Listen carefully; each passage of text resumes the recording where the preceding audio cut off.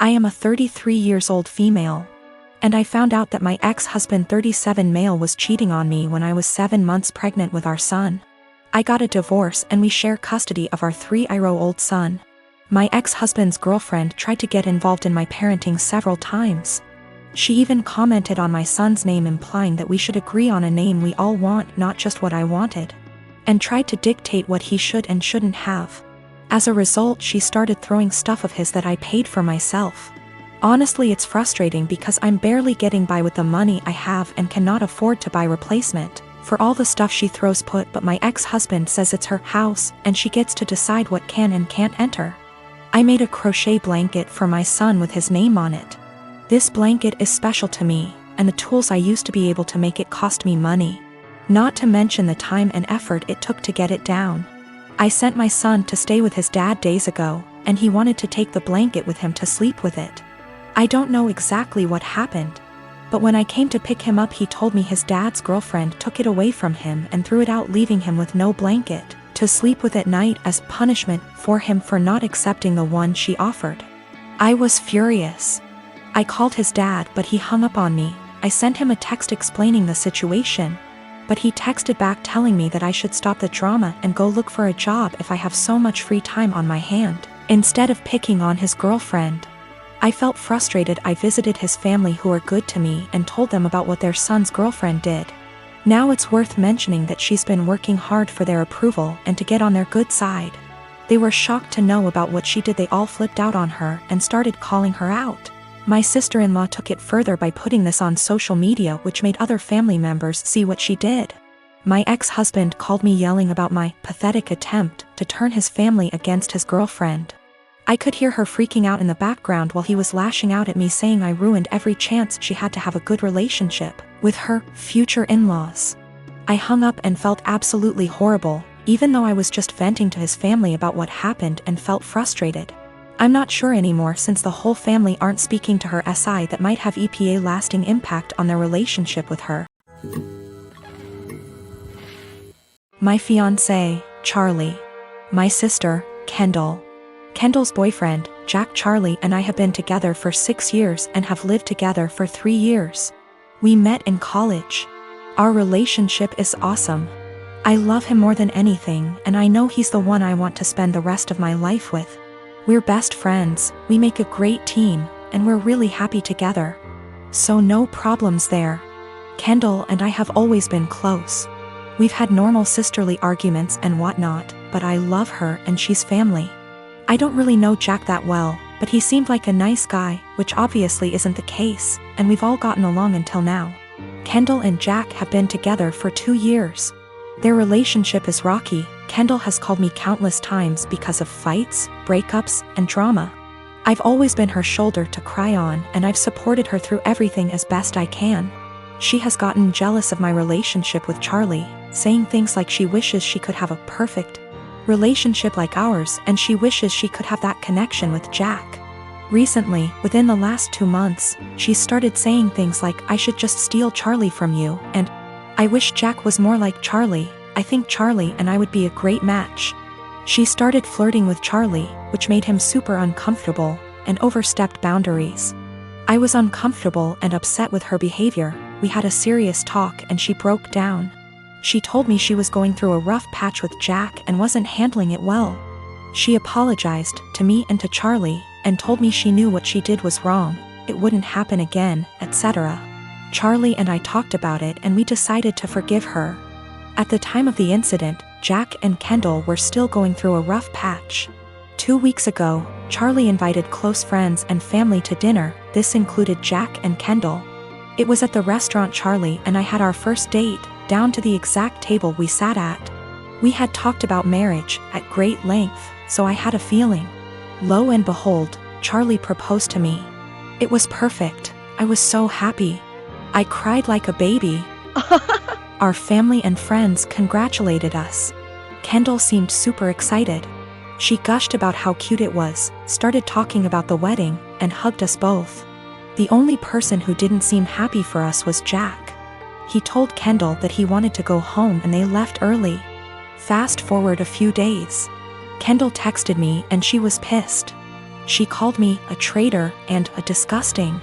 I asked her why she was upset. She claimed I was trying to ruin her relationship and then stopped replying to my texts. I texted Jack and asked him WTF was going on. He told me that he was planning to propose to Kendall at dinner. At first, I felt bad because maybe he had planned something beforehand and maybe it was just a huge misunderstanding. But apparently, Jack wasn't even planning to propose to Kendall until we got to the restaurant. He saw how nice the restaurant was, our friends and family were there, and decided, hey, this is perfect. He thought it would help them out of their rough patch, which is a horrible idea because marriage doesn't magically fix relationships. But then Charlie proposed and stole his thunder. He didn't even have a ring. Charlie had been planning that proposal for months. He's had the ring for 6 months, made the reservations 2 months beforehand, invited all of our family and friends. Even the staff of the restaurant was in on the proposal. He put a lot of thought into it, and I don't think Jack's heat-of-the-moment decision to propose is more important than Charlie's carefully planned proposal. I'm actually upset that Jack would make something this special and important into something dramatic and all about him. I didn't apologize. Charlie and I talked about it. He agrees and doesn't think we should apologize. Since then, Kendall and Jack haven't talked to us. Which is fine by itself, but that's not the end of it. Both of them have been shaming us on social media, twisting the story to make themselves look like victims, and have even coined us the proposal thieves. Mutual friends, and even some family, are disgusted with us. They believe Jack and Kendall's story, even after I've tried to explain what really happened. As funny as it is to be called the proposal thieves, it's not so funny to have friends and family turned against you. I'm really upset that my own sister would do this. Charlie has been super supportive and sweet through this mess. We both agree that we shouldn't apologize and have been standing our ground. Honestly, after everything Kendall has done, I'm pretty much fed up with her. She's my sister and I love her, but after she tried to seduce my boyfriend and now this, I don't really have a desire to talk to her anymore. Which sucks, because we've always been close. I think Jack has turned her into this horrible, self-absorbed person, and it's just, I'm not talking to Kendall right now and have no plans to talk to her until we receive a sincere apology. Even then, I think I might limit contact if she stays with Jack. I can't wait to see what a mess actually planning the wedding will be. The people who believe Jack and Kendall's story are the ones who were not at the proposal dinner.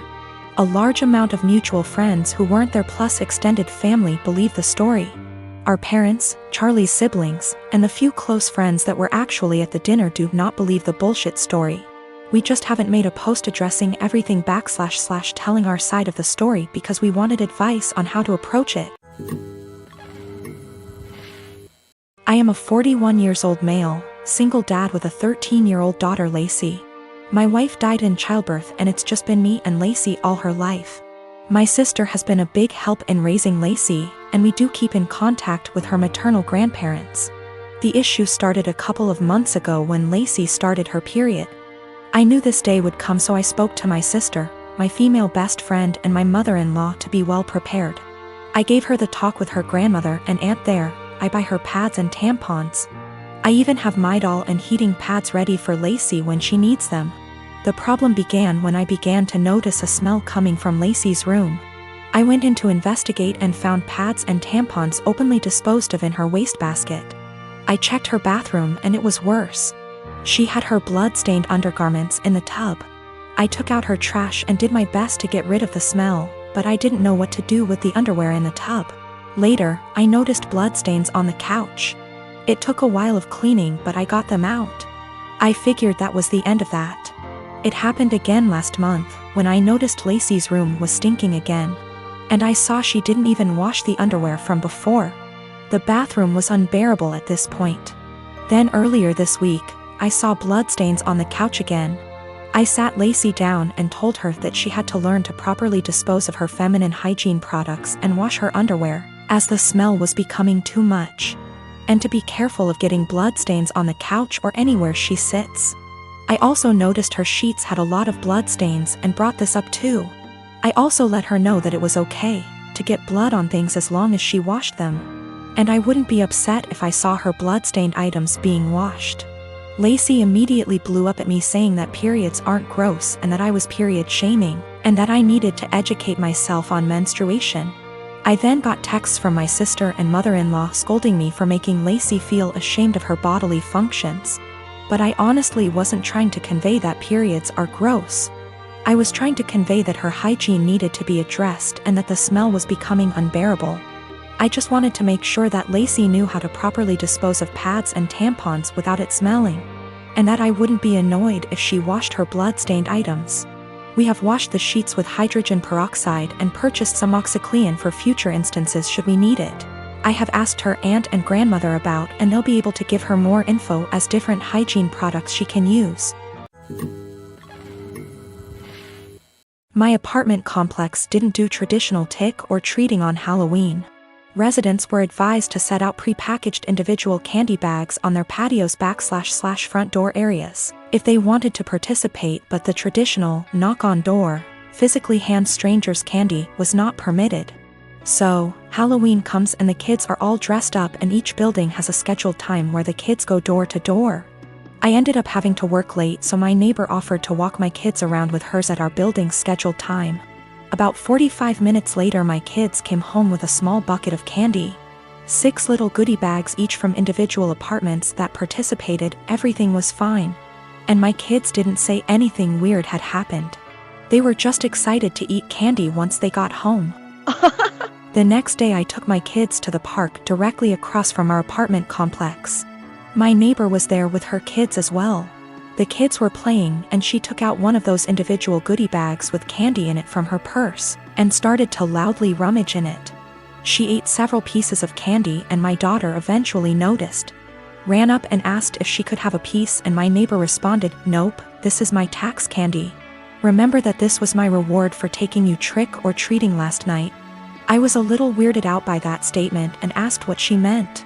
She said that since she is the one who had to take the kids out, she took 5 bags from each of my kids as a tax. Her son then chimes in and said, "You only took 2 bags from us." She responded with, "But I'm your mom. I was doing OP a favor so they get a higher candy tax." I was thinking about how to respond when I noticed that she was holding a Starburst candy and decided to just smile and nod and go back to watching my kids. I let her continue to finish off the bag of candy and then said, "Hey, aren't you vegan? You know a lot of those candies are made with animal products, right?" I explained what gelatin was and how a lot of those candies are made with it. She was horrified, Googles it, and then told her kids that they were leaving. She said something about how she was going to be sick and stormed off. Now she's giving me dirty looks every time we see her and won't let her kids play if she shows up at the park and we are there. My husband thinks I'm an asshole cause I should have either not said anything about the gelatin or said something right away when I noticed. I don't think it's my job to tell a vegan what is and isn't vegan though, and she deserved it for stealing candy from little kids. When we got home from the park after the gelatin incident, I sat my kids down and asked why they didn't tell me that the neighbor took half of their candy. My oldest kid is 6 and my youngest kid is 4. 6-year-old explained that as they went door to door during their designated trick-or-treating time, she would have my 4-year-old grab 2 bags instead of 1 from each apartment for the majority of them. She explained it to my kids that they were grabbing extra bags for her to be handed over at the end as taxation. So either freaking way she was directly taking candy from my kids or taking candy from other kids through mine. As for the authenticity of her vegan sim, I may have exaggerated when I said super vegan when I first posted this.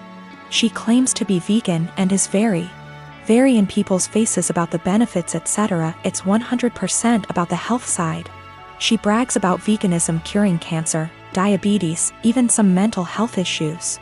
I have never once heard her talk about the benefits for animals. She also sells herbal tea products, customized gym clothing, etc., so she totes a pretty big vegan lifestyle. If that makes sense. Now for the gelatin. She knows what gelatin is, she knows what it's made out of, she knows that there are obvious things that she can't eat. But she had no idea that a lot of candy specifically had gelatin apparently. When I told her that they had gelatin in it, she knew what gelatin was but Googled the candies to see if I was correct. I think she is either really dumb or she eats non-vegan stuff all the time when no one's watching, and had to pretend to be horrified about it at this point.